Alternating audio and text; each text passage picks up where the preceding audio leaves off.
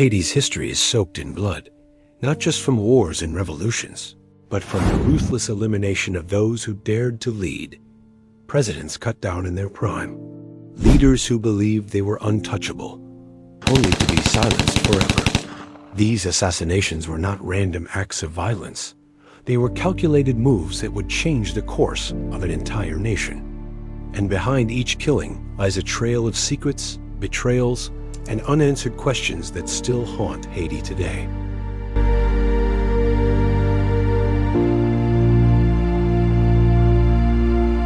From the moment Haiti declared independence in 1804, it stood as a symbol of defiance against colonial powers.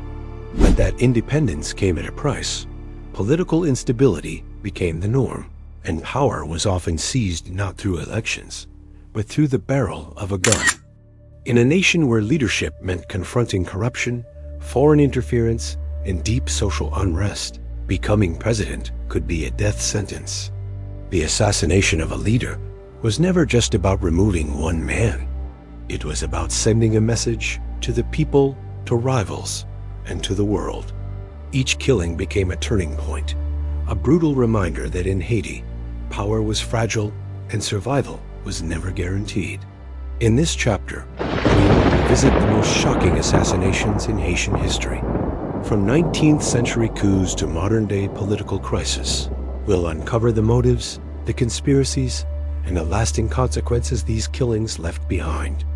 We'll expose the hidden hands that pulled the strings, the foreign powers that turned a blind eye, and the deep scars each assassination carved into Haiti's political landscape.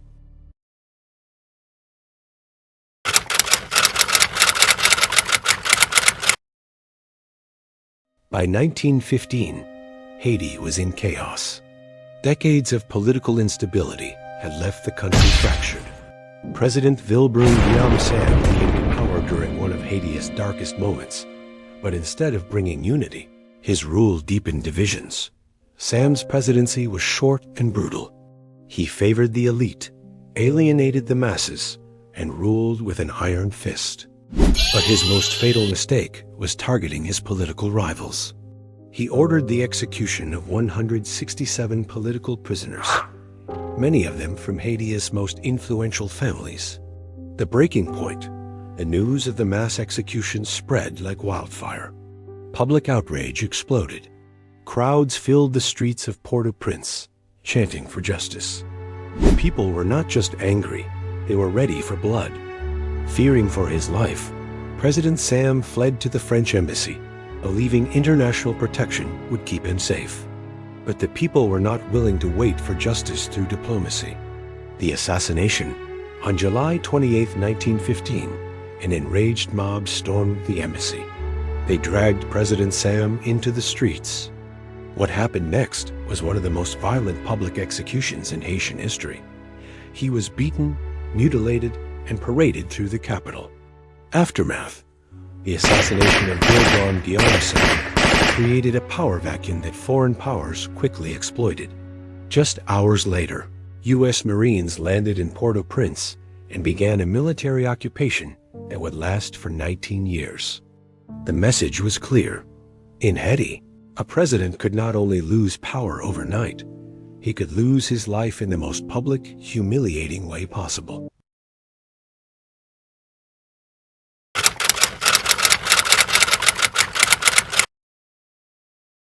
Jean-Jacques Dessalines was no ordinary leader.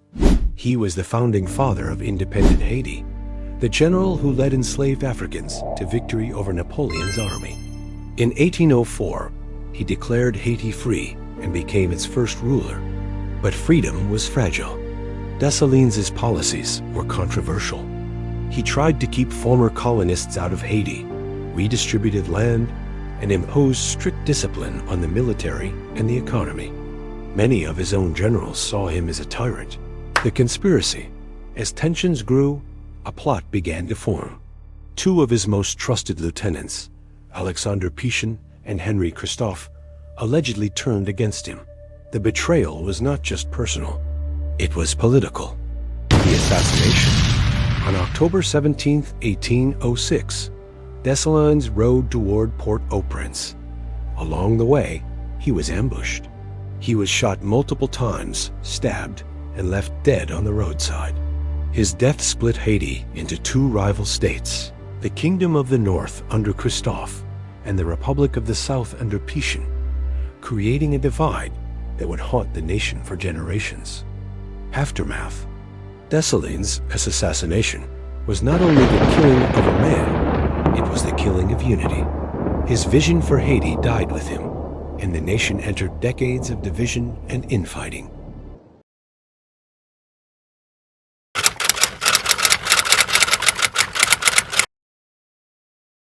While these are the most famous cases, they are far from the only ones. Over the centuries, Haiti has seen prime ministers, and military leaders gunned down, poisoned, or disappear under suspicious circumstances. Each killing reinforced the idea that in Haitian politics, survival depends not just on winning power, but on keeping it at all costs.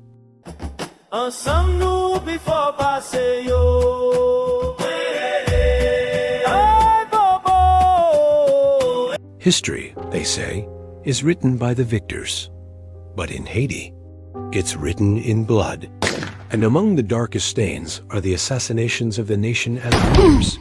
Acts that didn't just end lives, but ripped open the fragile fabric of a country already scarred by revolution, betrayal, and foreign interference.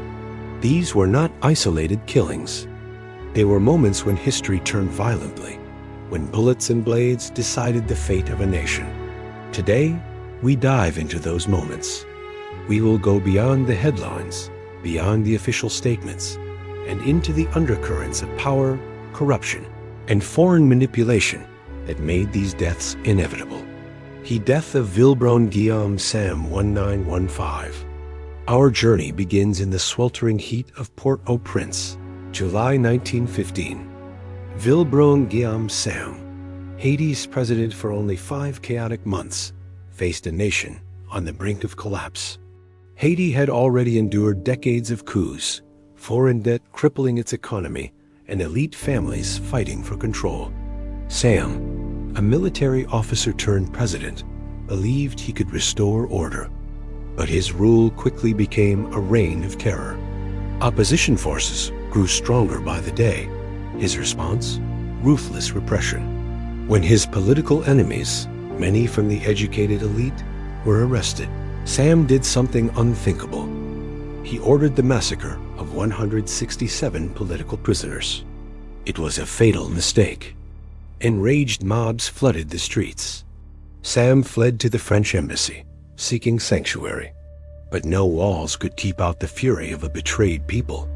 On July 28th, they stormed the embassy, dragged him into the sunlight, and tore him apart in the streets, his body mutilated as a warning to anyone who would rule with such cruelty. The chaos was the perfect excuse for the United States to intervene militarily, beginning a 19-year occupation that would shape Haiti's politics for decades. The 1957 assassination of Daniel Fignol's political dreams. Not all assassinations are carried out with bullets. Some are executed through political deceit and quiet removal. Daniel Fignol, the charismatic president of the poor, lasted only 19 days in office. He promised sweeping reforms, higher wages, and dignity for the working class. But Haiti's elite and the military saw him as a threat to their power. In June 1957, while the streets filled with his supporters, Fignol was taken by soldiers under the cover of night, forced to sign a resignation, and flown into exile. His political career was effectively assassinated. This silent coup cleared the way for one of the most brutal dictators in Haitian history, Francois Papa Duvalier. The Duvalier assassination as policy under Papa Doc and later his son Jean-Claude Baby Doc Duvalier. Political killings became statecraft. Opponents vanished in the night, their bodies never found. The infamous Tonton Macoute militia operated without restraint, spreading terror as a means of control. The Duvaliers blurred the line between assassination and governance. Every death served as both punishment and warning. but one killing would echo louder than most. The 1976 assassination of journalist and activist Yasser Raymond. His murder, widely believed to be orchestrated by the regime, sent a chilling message. In Duvalier's Haiti, even the truth had no right to live. 1991. The fall of President Jean-Bertrand Aristide. Jean-Bertrand Aristide, a former Catholic priest, rose to power as the voice of Haiti's poor. His fiery speeches against corruption won him the presidency in 1990, but less than a year later, the military struck back. On September 30th, 1991, Aristide was overthrown in a coup that turned Port-au-Prince into a war zone. Soldiers opened fire on civilians, killing hundreds. Aristide narrowly escaped assassination, fleeing into exile as Haiti once again plunged into dictatorship. Though not killed, Aristide's near assassination was a symbolic warning. Even democratic victory could not protect a leader from Haiti's entrenched powers. 2021. The shocking murder of Jovenel Moïse. The most recent and perhaps most shocking assassination in modern Haitian history came on July 7, 2021. President Jovenel Moïse was gunned down in his own bedroom by a team of armed men, some with foreign military training. The details remain murky, the plot tangled in a web of corruption, political rivals, and international intrigue. Moïse's death left Haiti without a functioning parliament, without an elected successor, and without stability. Gangs moved quickly to fill the vacuum, seizing control of neighborhoods, ports, and even police stations. In the days after his killing, Haiti felt like a nation abandoned by the world, its people left to navigate chaos alone. Across more than a century of Haitian history, these assassinations, whether by mob, military, or masked gunmen, follow a grim pattern. Leaders rise promising reform. Elites and foreign powers feel threatened. Violence erupts, often ending in death or exile. Power shifts, but stability never follows. And each time, the people of Haiti are left to rebuild from ruins that were not of their own making. But the chaos didn't end with a single bullet or one fallen leader. In Haiti, assassinations often sparked an unbroken chain of revenge, mistrust, and instability that bled into every layer of society. Each killing left behind not just a power vacuum, but a gaping wound in the nation's identity, a wound that no constitution, no election, and no foreign aid could fully heal. Take, for example, the assassination of President Vilbrun Guillaume Sam in 1915. His brutal regime had already alienated the public, but his final act of ordering the massacre of political prisoners sealed his fate. Within hours, enraged citizens dragged him from the French embassy, where he had sought refuge, and killed him in the streets. His death didn't bring peace. It opened the door for a 19-year use occupation, shaping Haiti's future under the watchful eye of a foreign power. Fast forward to the late 20th century. Jean-Claude Baby Doc. Duvalier's regime wasn't ended by an assassin's bullet, but by an uprising that carried the same weight of finality. Yet the legacy of political violence hung over Haiti like a shadow. Leaders came and went, often ousted or silenced before their vision, good or bad, could fully take root. The message was clear. In Haiti's political arena, survival was not guaranteed, and loyalty could turn to betrayal in a heartbeat. And then, the modern tragedy that shocked the world, the 2021 assassination of President Jovenel Moïse. In a country already teetering on the edge due to gang violence, political disputes, and deep economic despair, the news broke like an earthquake. Armed men stormed his private residence in the dead of night, killing him and leaving his wife seriously injured. The attack wasn't just an act of violence. It was a statement that even the highest office in the land was no fortress against Haiti's cycle of bloodshed. What makes these assassinations even more haunting is how they mirror the nation's long struggle between hope and despair.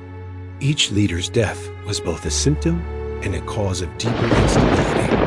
The people's dreams for change were repeatedly interrupted by gunfire and betrayal, forcing Haiti into a tragic loop where history seemed determined to repeat itself. Haiti's assassinations aren't just history lessons. They're warnings. They show how a nation can be held hostage by its own past, trapped in a cycle where violence becomes the language of political change. And yet, in the midst of all this darkness, there's an unbroken resilience among its people, a belief that somehow, someday, Haiti can break free from the chains of its bloody political history. If you thought these assassinations were shocking, wait until you see what came next. Because in our next chapter, Haiti's Rise and Fall, a deadly history, we dive even deeper into the events that shaped the nation's turbulent political destiny.